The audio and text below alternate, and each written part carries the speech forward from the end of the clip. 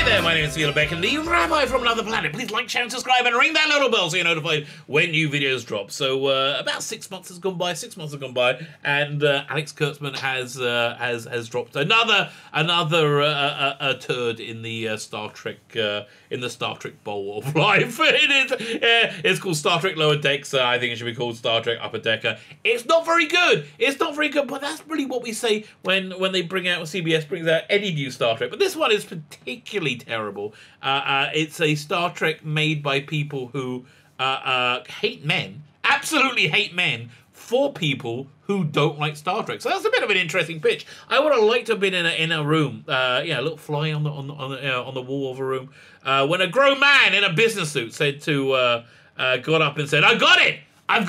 We're going to make Star Trek, but we're going to do it different this time. We're going to make Star Trek by people who hate men, who absolutely hate men, and we're going to make it for people. And here's the kick. Here's the USP. We're going to make it for people who hate Star Trek." See, that's such a great demographic. We haven't been able to tap into the people who hate Star Trek before. So he wasn't the saddest one in the room. The saddest one in the room was the guy behind the desk who stood up and said, "That's it! That's the one! That's what we're going for." So what is so terrible about this Star Trek? That's what we're going to be going into. And what we're really going to get into is we're going to read an interview with the person who made it. Because while I'm watching this, I keep thinking to myself, what were they thinking? What on earth is going through my mind? So we're going to be, reading that, going through it, and dissecting it in quite some detail. Before we get there, can I ask you guys, can you hit that subscribe button? That will be fan-dabby double dozy. Nearly up to 1,500 subscribers. I'm like about 30, 40 away. If you can hit the subscribe button, that would be great. I am very, very grateful. Anybody subscribing, by the way, gets to enter my ongoing competition. So the prize this week is a Doctor Who comics bundle. You get a ton of Doctor Who comics. You get Mark of Mandrogona, which is a pretty good collection. You get, this one, which I like a lot as well. I like all of them. Yeah, you get Abslom Daakdalek, which is freaking awesome. Steve Dillon, well, it must have been about 16 doing it. You get the collected 10th Doctor and Martha stories. You get this thing called Polly the Glot by John Ridgway. Oh, it's gorgeous. This is freaking gorgeous. And you get this magazine called Vworp Vworp. Everything you would want to know about Doctor Who comics. It's out of print. Actually, they're just reprinting it now, 1 and 2 together.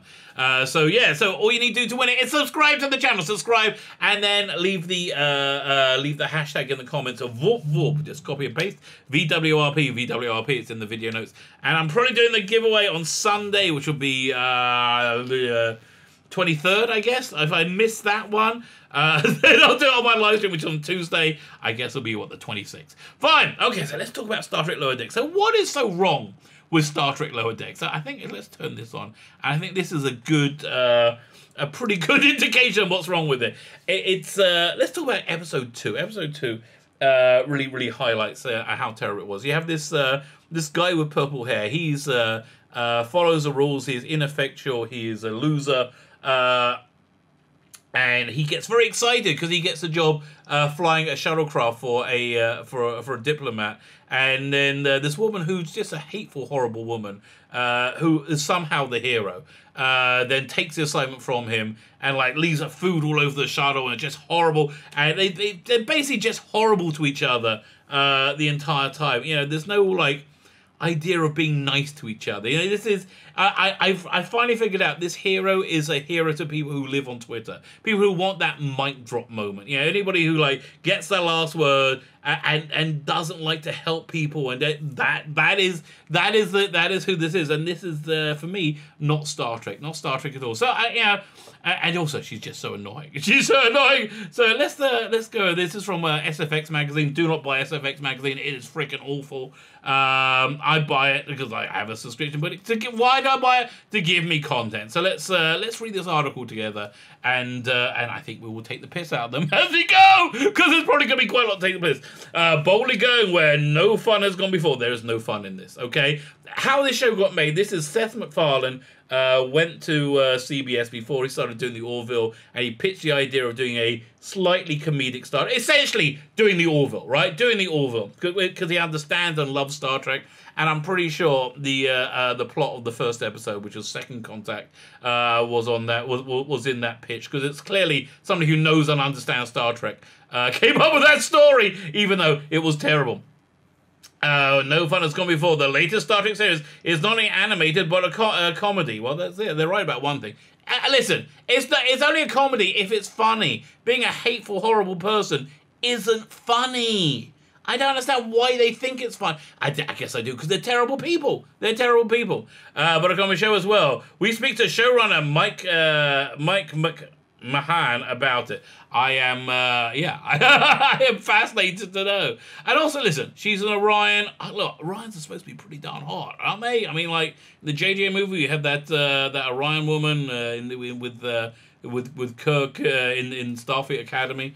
Okay, given that the franchise has birthed eight television series and 13 films, it's perhaps surprising, barring a couple of recent shorts, Star Trek has only ever boldly gone into the world of animation once. By the way, the only thing worse than Star Trek Lower Decks is Star Trek Short Trips, and specifically the animated Star Trek Short Trips. Freaking awful. Absolutely awful in every way, shape, or form. It's only gone into the world of animation once before, back in 1973, with Star Trek the Animated Series. There's a clue in the... and honestly, look, the scripts were good. They were pretty Star Trek-y. It wasn't good. I mean, listen, they're fun. I enjoy watching them, but they were cheap as anything. Those ones, everything was stock. You know, there wasn't that much movement. I would actually say the animation is probably better on Lower Decks. That's how bad the animation is. But I do. I still have a soft spot for it. But since we're experiencing quite a creative Trek naissance of late, a creative Trek naissance. Okay, listen. Everything that CBS Star Trek has done has been awful. Right? If you're saying it's a renaissance of utter crap, then sure, yeah, absolutely, that's been going on. It's not normally considered to be a good thing. Okay, it's like let's say you are the television and cinematic equivalent of a giant asshole erupting in the middle of Hollywood, right? Just comes up and then starts spewing like a volcano of excrement. Pours out of it. Okay, that's not good. That's not good. See, I think that really what we're dealing with is people who don't understand good from bad. I really do. I really do think that's what the problem is. It was only a matter of time, of course, before this was charted back onto the drawing board. You know, there was a Star Trek animated series after the first JJ movie, which Robert Orci was involved with. That looked pretty darn good. Robert Orci looked like he actually knew something about Star Trek, and I think him leaving, the Star Trek fold has not been good for anyone. At the helm of the new 2D series, Star Trek Lower Decks is executive producer and unabashed Trekkie. This man is not an unabashed Trekkie. Citation. I do not believe it at all. Listen, if you are a Trekkie, you better be being paid a lot for this. But this is not an unadvised Trekkie. Mike McMahan, an Emmy winner. He's made a name for himself in animation as a showrunner from Rick and Morty. Yeah, it's not like he did the scripts. I think he did the animation. Animation, not that bad. Everything else, terrible. And co-creator of Solar Opposites, but charting new Trek adventures is where McMahan has always hoped to be. After all, he tells SFX, I work in comedy, I love animation, I also love Star Trek. I listen. I think a couple of those things were true. I believe you work in comedy, sort of. I mean, I don't know. I mean, there isn't really comedy in the entertainment industry anymore. There's more like worthy applause or like.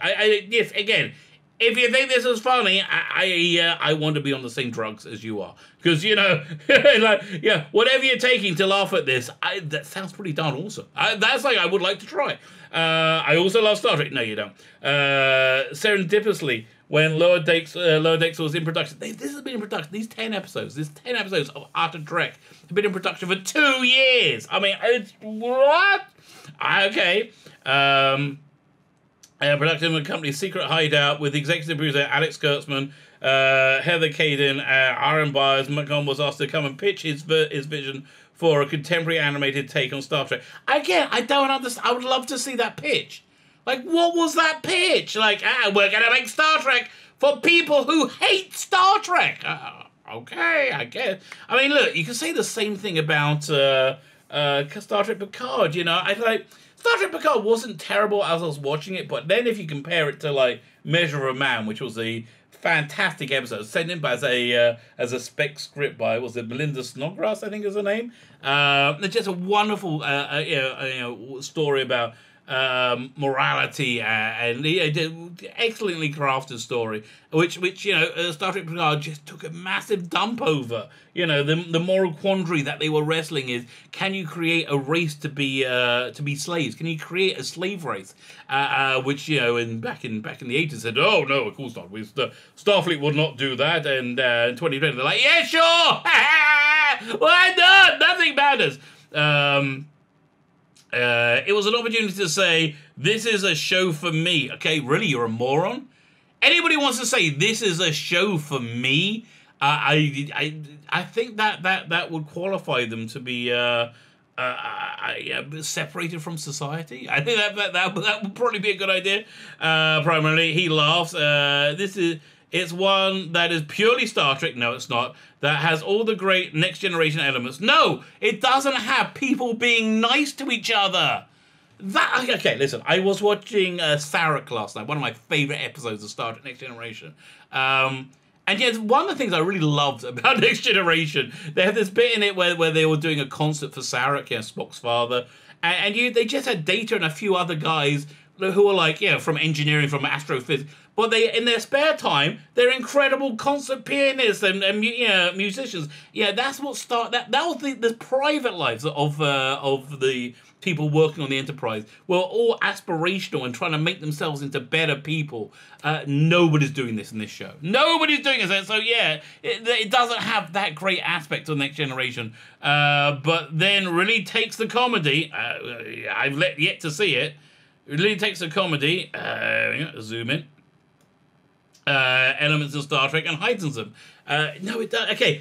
Doing something that's clearly not Star Trek doesn't take the comedy elements of Star Trek and heighten them. You had some, again, in the first episode, you had some workplace humor, which was very Seth MacFarlane, Orville, right? And that kind of worked. The idea of doing Second Contact kind of worked. Yeah, that, again, it shows a knowledge of Star Trek, which is why I'm convinced that came right from Seth MacFarlane's initial pitch. And then enhance them. So you get this vibrant fun, not fun, not a love letter to Star Trek in any way. That always feels like Star Trek. It never feels like Star Trek. Like, what? Why does it always feel like Star Trek to you? Does he believe this, or is he just lying? I think he's probably lying. He works in TV. He's probably just lying. But something that you've never seen take flight in Star Trek. Yeah, listen, we've seen terrible Star Trek before, but that's only in the last few years. With the producers sold on his track record and enthusiastic vision, the producers who also hate Star Trek, we hate Star Trek. We hate Star Trek. Maybe we should get somebody who also hates Star Trek to make Star Trek for us. So they were sold on it. Okay, McMahan, that's where he began. He really began. Well, after being hired, that normally makes sense. Trek fans are well aware that all the iterations of the universe have had some tendrils in comedy, be it via characters like Bones or circumstances on missions, but there's never been a flat-out comedic Star Trek series. Again, it's been the Orville. The Orville, I think, is the and it's not flat-out comedic. It's like comedy drama. The Tribbles episode and numerous others have comedic moments in it, McMahan observed, but also had lovable characters that you enjoyed, that you rooted for. One of my favorite episodes of Deep Space Nine is the Tribbles one, Trials and Tribulations, and it's just you like the characters. That bit where Terry Farrell looks over at Kirk on the bridge of the original Enterprise as he nearly sits on a Tribble, goes, that's wonderful, because you liked that character, because you got to know that character. These characters, let me show this character again. These characters, are not nice people. These are not people you care about. Zoom. Let me zoom in a bit more. Trouble and other comedic moments, but there's never been any centering on Starfleet around Starfleet characters that they they themselves are funny. These people are not funny. They're not funny. I wanted animated characters that have a love of Starfleet. They don't. They don't. That's the point. Again, like, I don't understand how this connects to what you've put out on screen. I wanted to add a vibrancy and serving on a Starfleet ship. That's true. They're on a Starfleet ship. That much we got. I want to add vibrancy to it because that is what I like in Star. There's no vibrancy to this.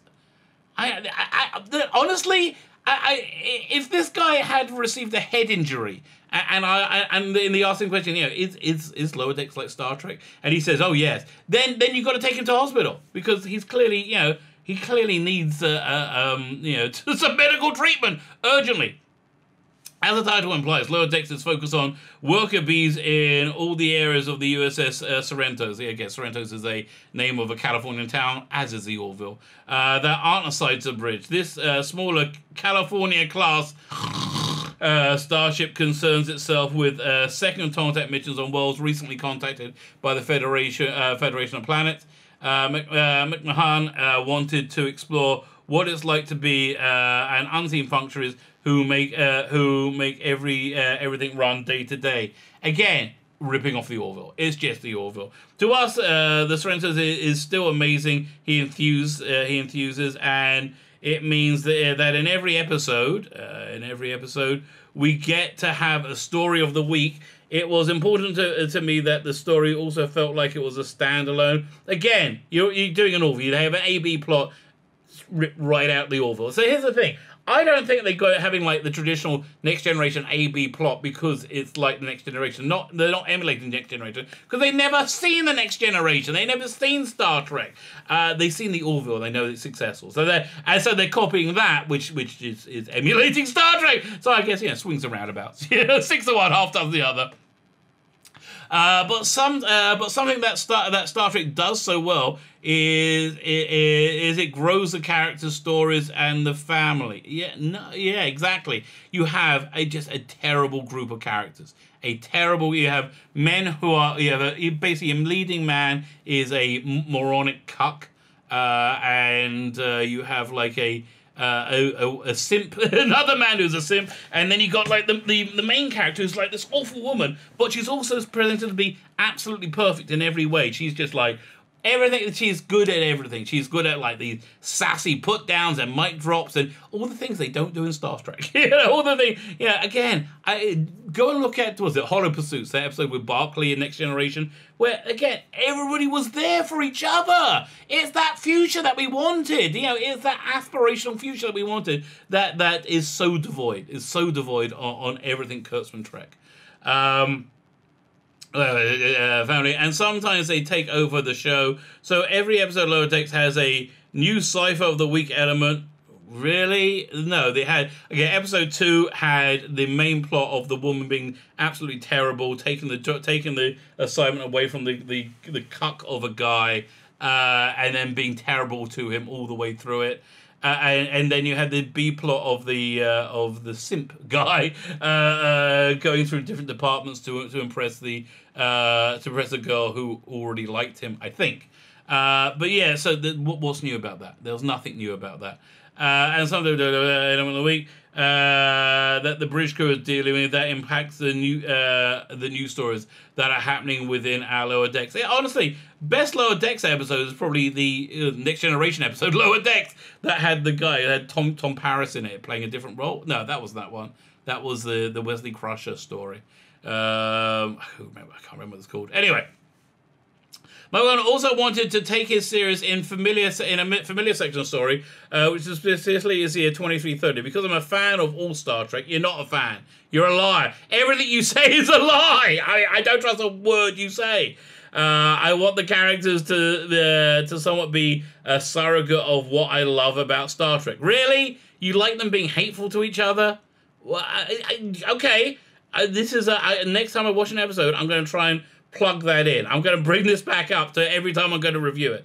And putting in the 2330 not only allows me to do it in the Next Generation era show, so effectively it's taking a massive dump over Next Generation, which is a far superior show. which is clearly the dream, but opens up our characters to everything except for what happens in Star Trek Picard. Well, it doesn't open up to Discovery, because they're not allowed to talk about Discovery. So opens up to what exactly? I don't know. It also means they get to refer to all the Star Trek. Yeah, that's the only place with Star Trek where they have Batless in and stuff. Oh god, it is so stupid as well. They had this in the first episode. They had the thing where they have a Batleth and it like cuts the hands off or something. It's just dumb. It's just dumb. Again, this is stuff that you always associate with Star Trek. Like you could literally write a book of all the references, and yes, no, that's what you did. You got a reference book, both visual and verbal. Yes, you just went through a Star Trek reference book and put stuff in. I bet in Next Generation they used to have this thing called Technobabble, right? Where they were going to go, realign the post-landing note, whatever. Whenever they didn't work, there's a placeholder they put Technobabble. I bet they're going to put, like, legacy, or whatever it is, of stuff, whatever a name is reaches for a legacy thing, and they go, oh, yeah, Tribble, well, fine, we'll do that. Both visual and verbal, as all the stuff that you would have seen in Star Trek to get every, it's all the stuff you would have had to see in Star Trek to get every little reference. They're not hard to get in every episode. Like, episode 2, they're referencing Deanna Troi. How on earth does somebody know Deanna Troi? I can understand Picard kind of being famous, but Deanna Troi? No, that's not going to happen. But our characters get it because they live in that world, and they love that stuff. None of them love anything about Star Trek, okay? None of them love anything about Star Trek. Second thing show in this era also opened the door for legacy characters or actor cameos. Please don't. But they're going to. With some limitations, McMahan explains the approach.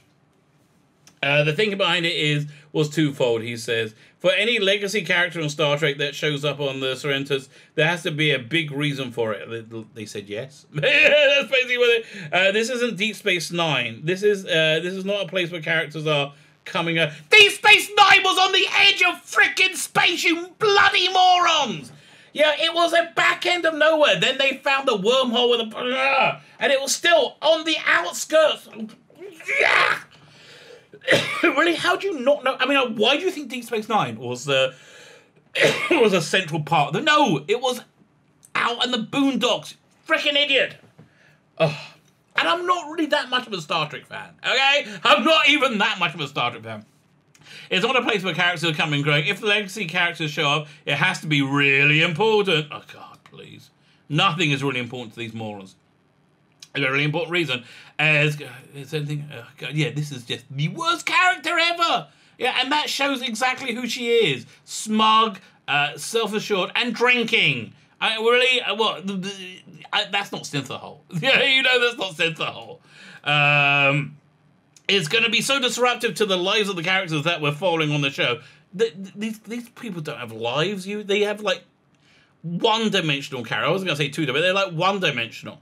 And they really are. They're like the main woman is great at everything and sassy. The main guy is a loser. The other guy is another loser. So following on the show, that it has to be worthy. It has to be worth having this gravitational pull on the story. If you get something, say yes, you bullcrap artist. Oh. God, now I see why you got the job. You were able to bullcrap, bullcrap just as well as Kurtzman, and God, he must be able to sell something. God knows how. Now that being said, Star Trek also has a rich history of these characters who were playing characters underneath the mask. He continues. So we did add a couple of people. We did go out to a couple of people, and we did get some great actors that we're not making a big deal about. Then why are you even mentioning it, arsehole? We wanted them to play our aliens because they gave Star Trek the sound of Star Trek and the feeling of Star Trek. Who is he talking about? Specific. So there are some Easter egg people that you might have to dig a little bit more for. So let us know. But for the most part, the number one important thing to me was the Lower Decks characters and the British Lower Decks characters, the brig crew. Again, the characters are terrible. They're all terrible. I wanted to give people enough time to fall in love with them.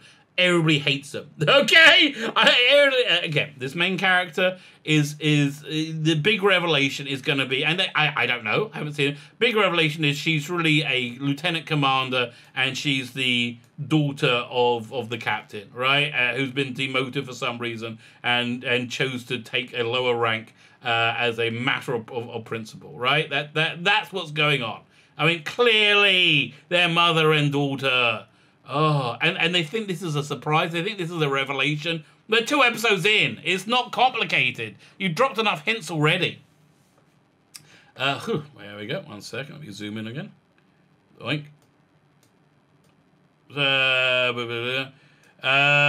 With the second season already deep into production. Oh, really? Really? That's not good news. How did I go back? With the second season deep into production. It doesn't want me to read it. There we go. Deep into production. McMahan says he's proud of that Lower Decks is a show that captures the alchemy of the best Trek story. It does not do that. Like, everything you say is a lie. That are standalone. Yeah, we have some serialized storytelling too. Yeah, no, you know. Again, yeah, she's going to turn out to be the captain's daughter. Okay, well, what a shock. There are things even in the opening episodes that track as a serialized element across the season. Yeah, okay, I've already told you what it was. None of this is like particularly hard to work out.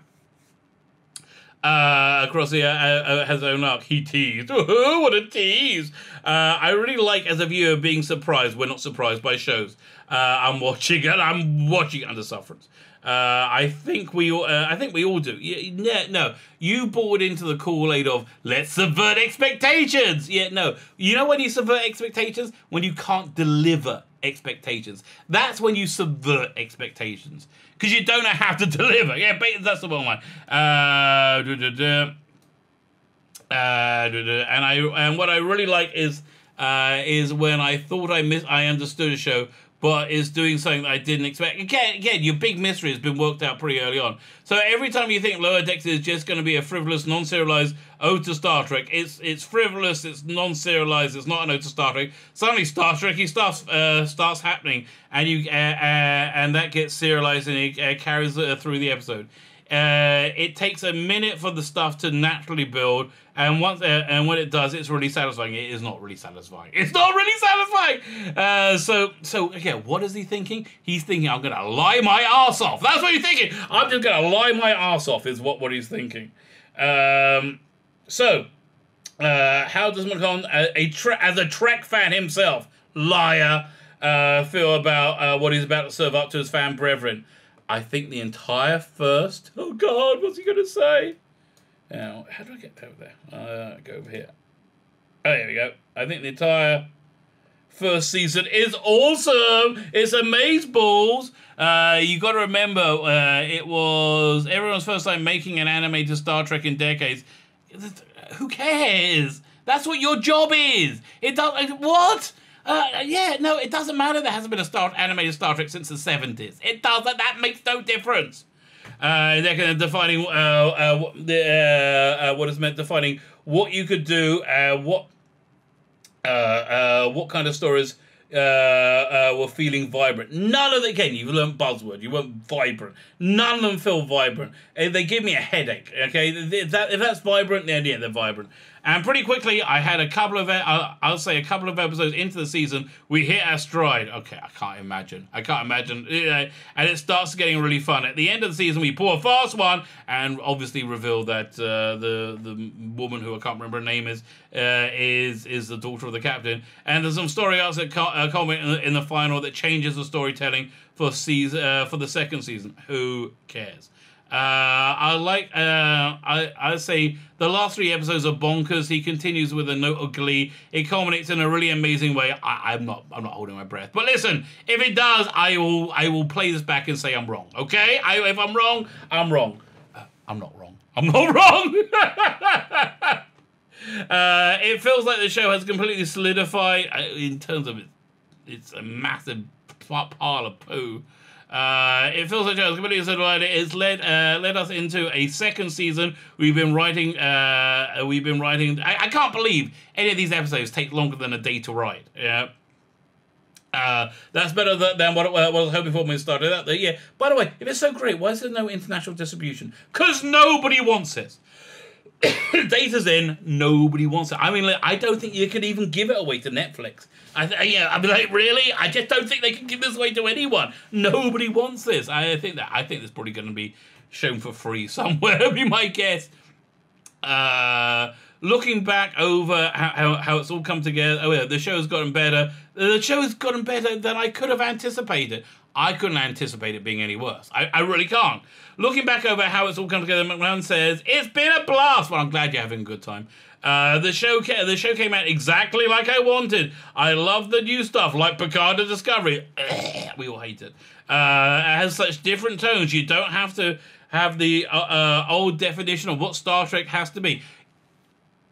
You don't have to have the old definition of what Star Trek has to be. Yeah, no. You do have to have some tenets of what Star Trek used to be for it to be Star Trek, right? You have to have the people be nice to each other, be good people. These are not good people. We have all these rules to make the stories feel Star Trek-y. I want to know what these rules are. I'm dying to know what these rules are. But then we have to have fun and have a good time. I think Trekkies, they prefer to be called Trekkers, I believe, deserve that. You know why? Because they're living under occupation. Because like the terrible president has became president. You know who you didn't want to. No. Okay, it's awful. It's terrible. There's these character description. Okay, fine. I want to read the description of these awful characters. So, Tawny Newsome as Maverick Ensign. Was it Tenant Matt Mariner's name? The first person that we found who really clicked was Tawny. Oh God, she's awful. She's absolutely awful. She's doing her audition, and she started in character talking about stuff that happened in Next Generation. Okay, and she was ad-libbing stuff about Star Trek. To hear somebody that's already funny and a great actor. Okay, no, none of this. None of this makes sense unless you've seen this show, which is so freaking bad. There's only a great actor. Clearly have an emotional relationship with Star Trek. She has an emotional relationship with Star Trek. Then I don't know. It's like the emotion is she hates it. Maybe it could be. And it's comfortable knowing where the line is and being able to improv in a world of Star Trek. Yeah, no, she's not. She's not. That was their guiding light at first. And then Jack Quaid as this guy, his expression says it all. Okay, that's who he is. The character should be played as a straight man, but Jack brings such aspirational, funny, emotional to this guy. We just desperately wants to be the best in Starfleet. Yeah, God, these are all terrible. You know what? I don't. But yeah, interesting. Look at the the column inches for the female as opposed to the male characters. Says a lot. I probably wrote an incredibly long scientific jargon-filled paragraph for her to have a blast with through the audition. Oh yeah, right, wonderful. Because she's a science officer, of course. She's a science officer because she's female, and they desperately want women to like science. They do, and they don't care that women don't like science. They will damn well like science whether they like it or not. That's the message of Star Trek Discovery, I think. Yeah, I think the overwhelming message. And it was an science officer. We knew that she'll be saying a lot of stuff, and she does it, but everything she said feels like it has sprinkles on it. Yeah, I guess so. As it's said by a moronic child. There's just some tone of like silver lining and joy that she injects in her role is science. Her role is science, but also she's somebody who dreamed of working on a Starfleet ship and now gets to be. She's the kind of She's kind of like the founder of the show, so there's nothing that bums her out. And I think that comes through. Again, these characters are paper thin. And like this guy, I can't wait to hear what they're going to say. Eugene Coronado as Cyborg Ensign Rutherford. So he's not as much of a cuck as the other guy because his skin's a bit darker. Right? Okay, so that makes it okay. Because they're racist! I've been a fan of Eugene's forever. Okay. And I love casting him as a genius, as a genius because he's so funny and lovable. My executive producer on the show and a couple of my writers, I can't believe it's taking more than one writer to come up with this trick. Comes to the world of sketch comedy group UCB, so they try their best to cast people who are really comfortable improvising. Yeah, no, none of these people should be improvising. They have no idea what they're doing. Also has a great comedic tone, but they're also geeks that love being in Star Trek. I think they like the paycheck. So there we go. You know, the question I started with on this video, the first one I started off with, what were they thinking? What on earth are they thinking? And I still have that question because I've just been lied to for 3 pages of SFX magazine. This is why don't buy SFX magazine. It is a pathetic rag. Listen, I'm going to continue buying it and doing reviews of it. So I'm buying it so you don't have to. I think it's probably going to fold pretty soon anyway. My name is Vworp Vworp, the Rabbi from another planet. Please like, share, and subscribe, and ring that little bell so you're notified when new videos drop.